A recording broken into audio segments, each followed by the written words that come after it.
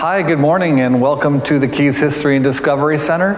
I am the curator, Brad Bertelli, and we're going to continue our Tuesday morning exploration of the Keys History and Discovery Center, looking at some of our exhibits. And to kind of celebrate our reopening, which starts tomorrow, Wednesday through Sunday from 10 to 5, we're going to take a little tour of the museum. Over the past 8, 9, 10, 12 weeks, we have been kind of going exhibit by exhibit, looking at small aspects of kind of the cool things that we have here on exhibit. And so today we're going to take more of a general overview and kind of show you all the really cool things that we have here at the facility that we're really anxious and looking forward to being able to share again with our public, with our visitors, and also our local community. So let's kind of step inside and we'll kind of take a quick tour and talk a little bit about everything that's going on. You remember the can that we talked about, I think, 12 weeks ago? Again, we started, this is our 7th year, and we started with just blank blue walls with literally duct taping pictures up on the wall just to have something to show our visitors. And we've come a super long way in the last 7 years, thanks to the support of our community and the friends of the Keys History and Discovery Center. And we are really thrilled to be able to have all these really cool artifacts, these exhibits, all this information, these old pictures that we're able to share and kind of show the really amazing breadth of history that is available here in the Florida Keys and the Upper Keys specifically.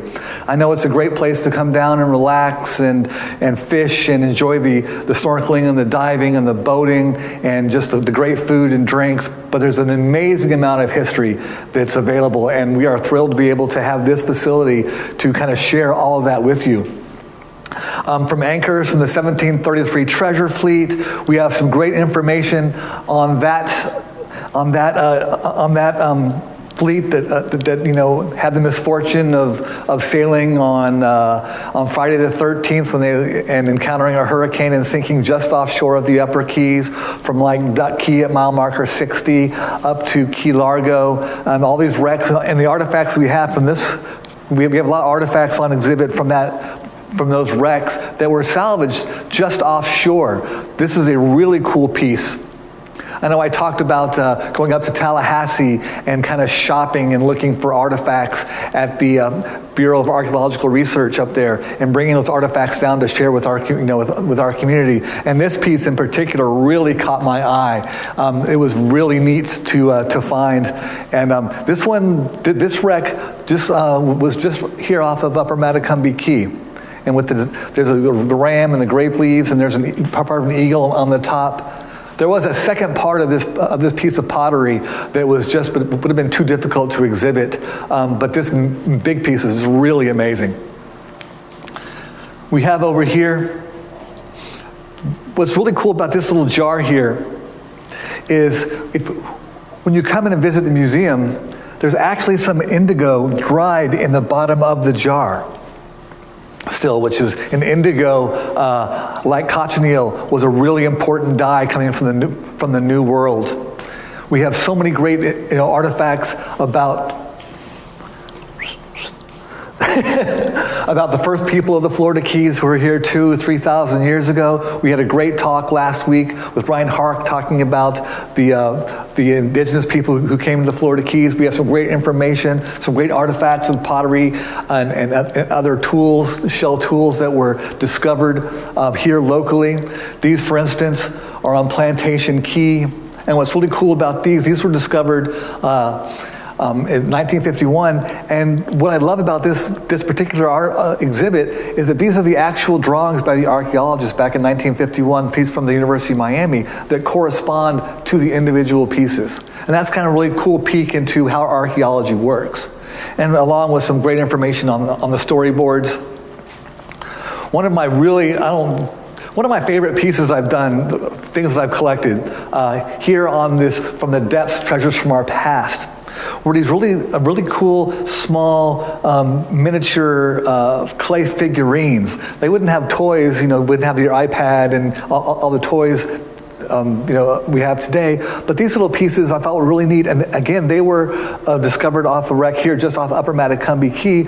But there's a dog or a dachshund and a manatee and a seal. And those were just some really delicate pieces I wanted to bring down and show. We have the big cannons and the anchors and some of the bigger pieces. But this was a really cool small piece I wanted to show, because there was all kinds of things that were collected from these wrecks. And kind of as we cruise around, here's another big exhibit on the 1733 treasure fleet, which goes into much more detail about how the treasure fleets worked, the paths they took, the different ships and the different artifacts that were found. And again, all of these were locally sourced. A lot of our exhibits, pieces are we've gotten from Tallahassee, but this is a piece that was locally donated. Her husband as a boy, as many people who grew up here, would dive on these sites and collect artifacts. And this is actually a piece of the railing off of the San Pedro and a piece of spike. And this is called bar shot. This is a kind of cannonball. And this was done to really hit the damage. Let's go up to this painting up here. That bar shot would come out and swoop, and it would get entangled into the rigging and bring down those masts to incapacitate the ship, to make it easier to plunder in piracy. We have, over here, we're talking about Art McKee, the father of modern day treasure hunting, who was in the 1930s, kind of rediscovered these wrecks of the 1733 treasure fleet. Then we talk about the wreckers and the pirates and the salvaging operations. We have some really cool artifacts. This rifle is from the Civil War era. It was an 1862 Enfield muzzle-loading rifle that was found off Carey's Fort Reef. That's a really cool story with the men of Mom Sanford. And one of our visits here coming up on our Tuesdays, I'll go more into detail about that particular exhibit. We can't help but talk about Henry Flagler and the Overseas Railroad. We have a great exhibit here with a kiosk, and when the touchscreen is on, tomorrow it will be, all the touchscreens will be on. No. We have a question. Oh, we have questions coming from upstairs, but we can't help but talk. We have to talk about the Overseas Highway. There's great information about Henry Flagler, and we have some great exhibits, some great artifacts on exhibit. And I see we have a question rundown from upstairs. Did any objects from the state come from Art McKee? Come from Art McKee? I don't. Some of them may have come from Art McKee, though that information wasn't given to me where they got it. I know the History of Dive Museum has a lot of artifacts from the McKee family. I'm not sure if the things that we have, while they come from Tallahassee and were taken from those wrecks, I don't know who exactly salvaged those. So I don't know that answer.